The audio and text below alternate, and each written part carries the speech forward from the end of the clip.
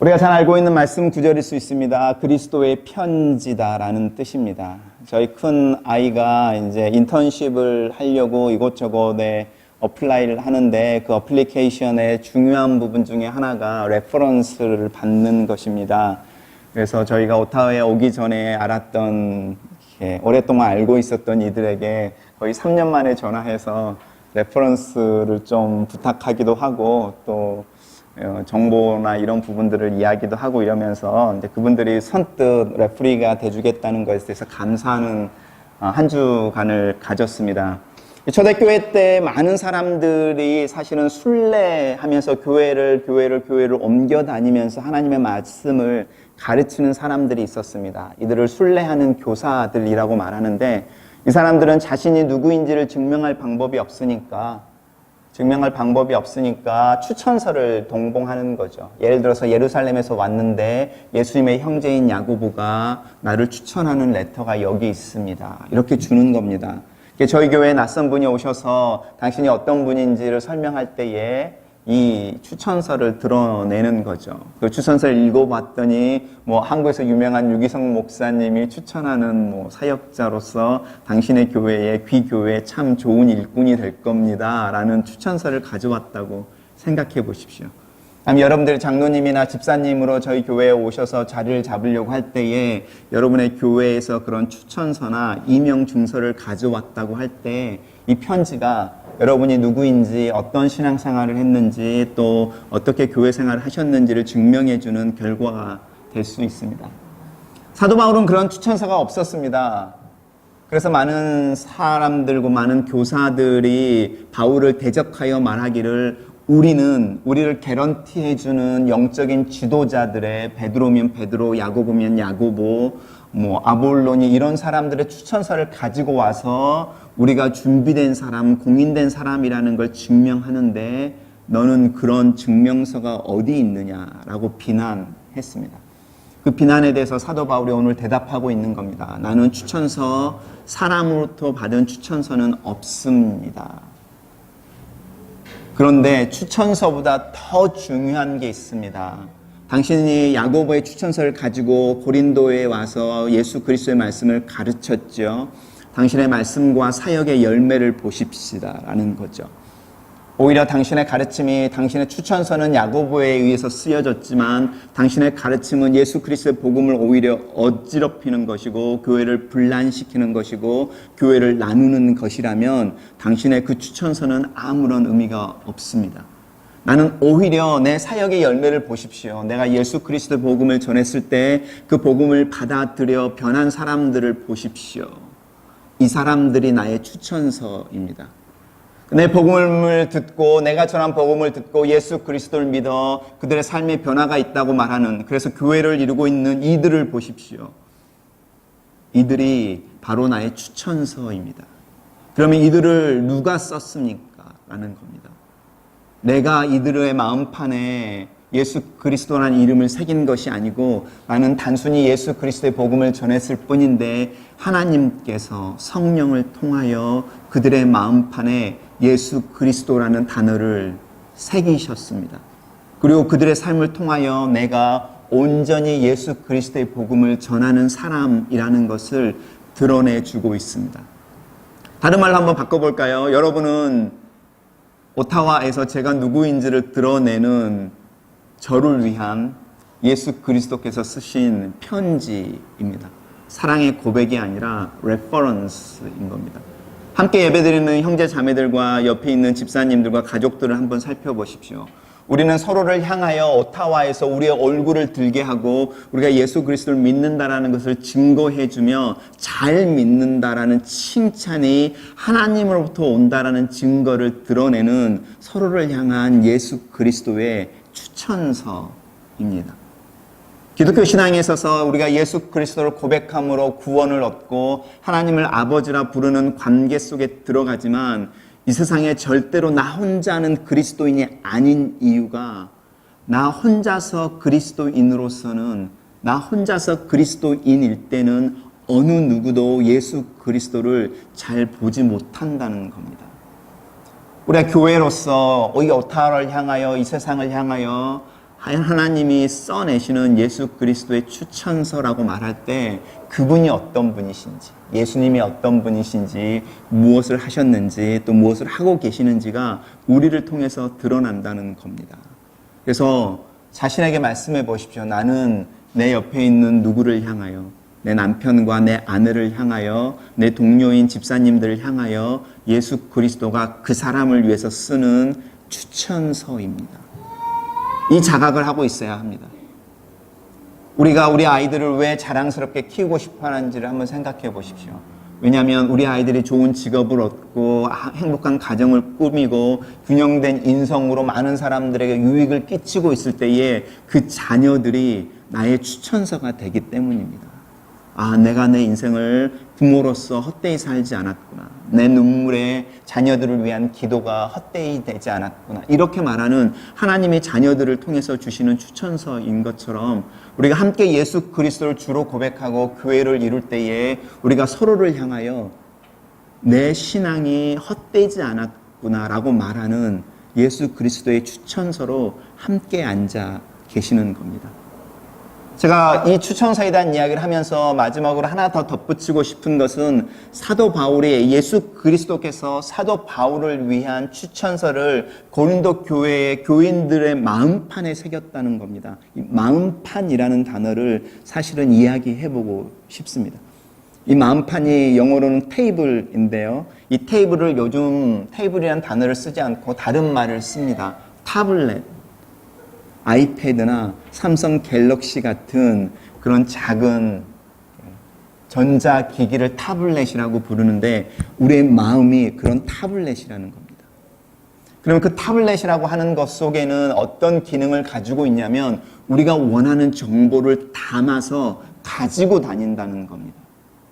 마음판, 그래서 우리의 마음이라는 타블렛이 되었을 때에 그 마음판에 어떤 정보가 새겨져 있어서, 담겨져 있어서 우리가 움직이고 우리가 무엇인가 할 때 우리랑 같이 다닌다는 겁니다. 그게 타블렛의 핵심입니다. 마음판이라고 그랬을 때에 우리의 마음에 새겨지는 어떤 것이 있다. 그리고 그 새겨진 것이 우리가 먹고 자고 일어나고 누울 때 우리와 함께 움직인다. 성경의 다른 부분에서는 이 마음을 생명의 근원, 중심이라는 이야기를 합니다. 그 중심에 예수 그리스도라는 단어가 새겨져 있다는 겁니다. 그리고 그 예수 그리스도가 새겨져 있는 내 마음판에 함께 예배하는 형제 자매들을 향하여 추천서로 드러나고 또 함께 교회를 이루는 서로를 향하여 서로를 향한 추천서로 드러난다는 게 사도 바울의 이야기입니다. 그러면 마음판에 새긴다는 게 어떤 걸까요? 성령이 우리의 마음판에 예수 그리스도라는 이름을 새기고 예수 그리스도의 은혜라는 것을 새기고 예수 그리스도의 사랑을, 하나님에 대한 지식을 온전히 저장시켜서 우리로 걸어다니는 아이패드나 갤럭시가 되게 했을 때에 그게 무엇을 의미할까요? 우리의 삶 속에 뭔가 변화된 모습이 나타나겠지요. 우리가 타블렛을 켜면 로고가 먼저 뜨고 우리가 원하는 데이터가 나오고 프로그램이 진행되어지는 것처럼 우리가 눈을 뜨고 아침을 먹고 집을 나서고 하루 종일 열심히 사는 동안에 우리의 마음판에 프로그램화된 어떤 프로그램이 드러나서 어떤 프로그램을 돌리게 되고 그 프로그램에 돌아간 결과로 한 단어가 나오는데 그 단어가 예수 그리스도라는 단어입니다. 그러면 우리 한 주간의 삶을 한번 돌아보십시오. 우리의 마음판에 뭐가 새겨져 있는지, 우리의 마음이라고 말하는 타블렛에는 어떤 소프트웨어가 돌고 있는지, 그 소프트웨어가 돌고 있는데 그 소프트웨어가 만들어내는 맨 마지막 단어는 무엇인지, 혹시 여러분의 마음속에 이 세상 사람들이 다 너를 무시해도 너를 무시하지 못하게 만드는 한 가지를 네 삶 속에 가지고 있어야 돼 라고 저장되어져 있지는 않습니까? 다른 사람들이 나를 어쩌지 못하게 만드는 한 가지, 최소한 그 한 가지는 내 손에 쥐고 있어야 돼. 그래서 내가 손에 쥐고 싶어하는 나를 다른 사람들이 무시하지 않게 만드는 그 한 가지. 근데 그 한 가지가 자녀일 수도 있고요. 세상의 명예일 수도 있고요. 또 내 이름 하나 이야기하면 사람들이 알아줄 만한 평판이나 명성일 수도 있고요. 내 남편이나 아내일 수도 있습니다. 아니면 내 은행의 잔고에 찍히는 숫자들일 수도 있습니다. 아니면 여러분 손에 들려있는 여러 개의 보험 증서들일 수도 있습니다. 우리가 프로그램을 막 돌려서 그 결과로 어떤 단어가 하나가 튀어나오게 되는데 그 단어가 예수 그리스도라는 단어가 아닌 다른 단어일 때 어떤 결과가 일어나는지를 한번 살펴보십시오. 제가 여러분들에게 계속 강조하는 것이 우리 나를 예수 그리스도라고 말하는 값어치를 내고 나를 샀을 때에 나의 값어치는 예수 그리스도다라는 수학적인 공식을 생각해 보십시오. 왜냐하면 하나님이 나를 사기 위해 예수 그리스도를 지불하였으니까 내 목에 달려있는 내 가격표는 예수 그리스도인 거죠. 근데 그 예수 그리스도가 내 가격표인데 내 마음판에서 돌아가서 나오는 단어가 예수 그리스도가 아니라고 말한다면 사실 나는 내 가격을 부정하고 있는 겁니다. 나에게 예수 그리스도 말고 또 다른 가격표가 필요해. 근데 잘 아셔야 될 것이 예수 그리스도라는 가격표를 떼어버리는 순간 여러분은 세일에 들어간다는 겁니다. 박앤세일.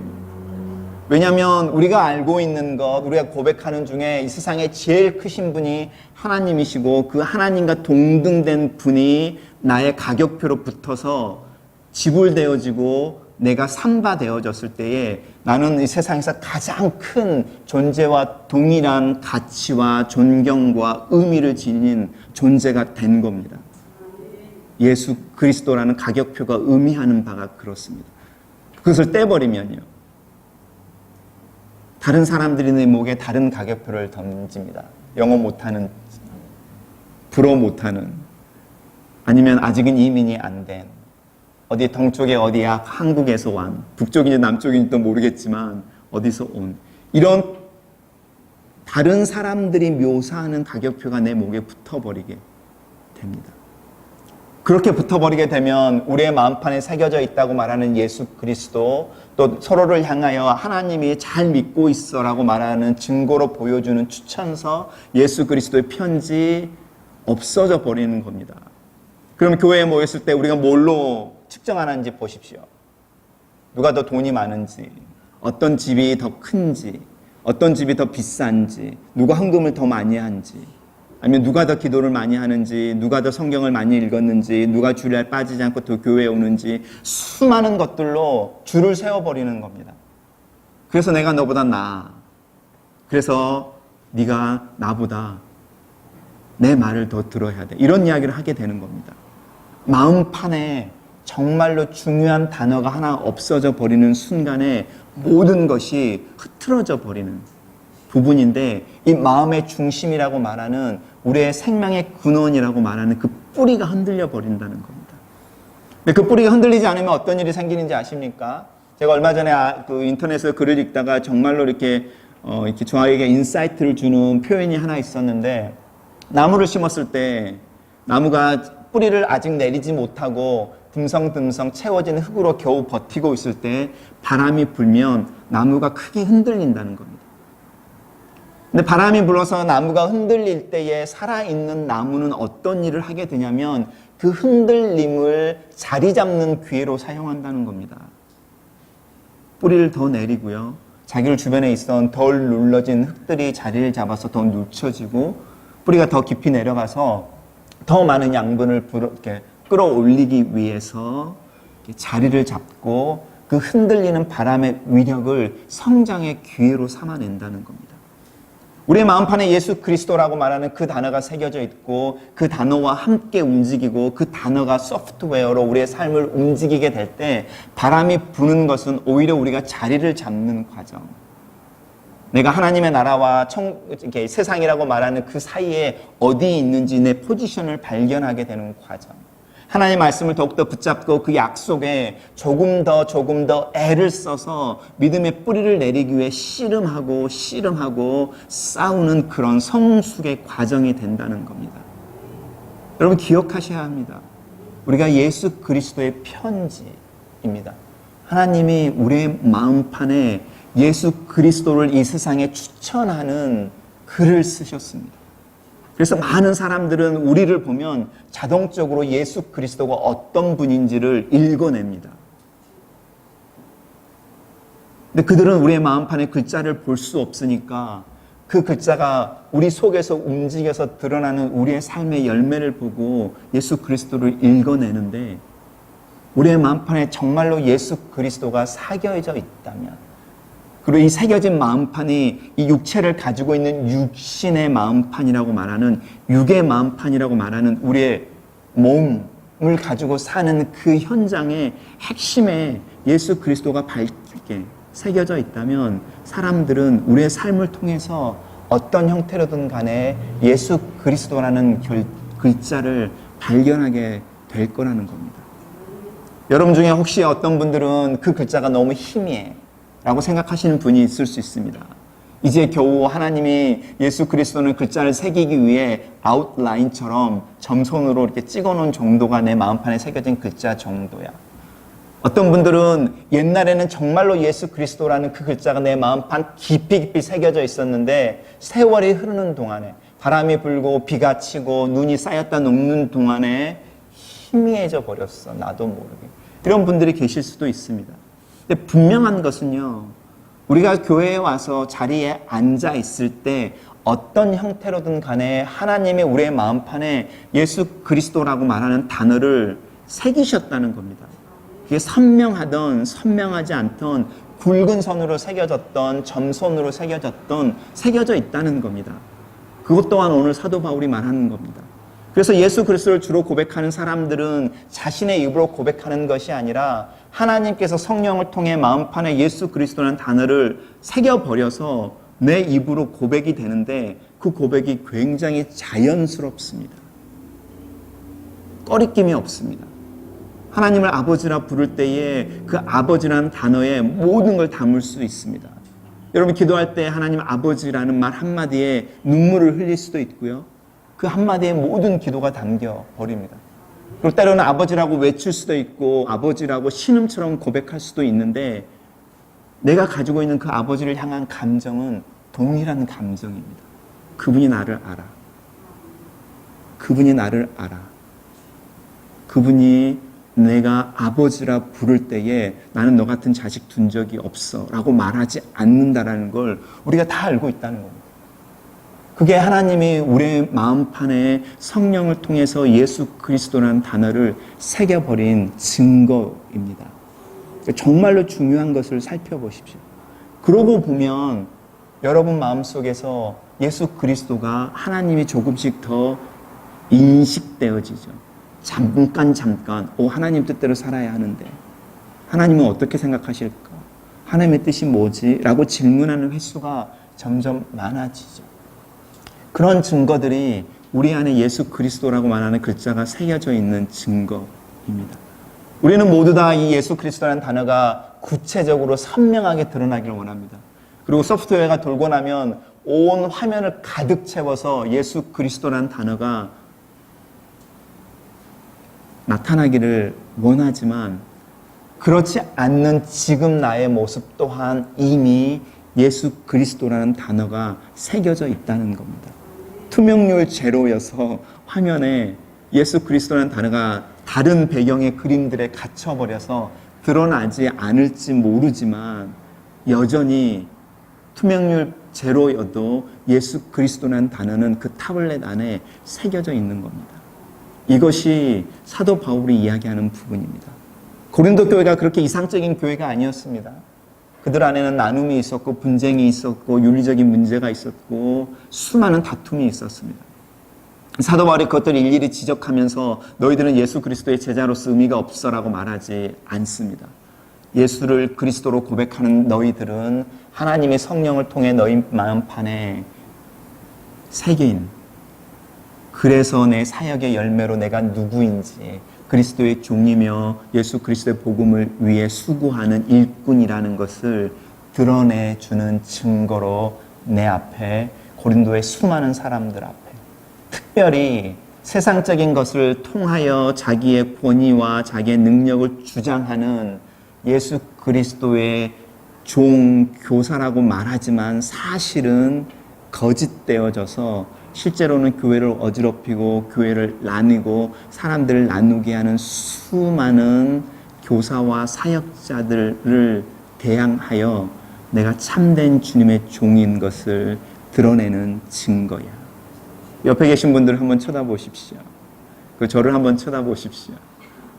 우리는 서로를 향하여 우리의 삶이 예수 그리스도 안에서 헛되지 않아 라고 말하는 주님이 우리를 향해서, 나를 향해서, 여러분들을 향해서 쓰고 계시는 그 추천서. 그것이 우리가 서로를 세워주고 서로의 얼굴을 빛나게 해주고 더불어 함께 교회를 이루는 의미입니다. 같이 기도하겠습니다.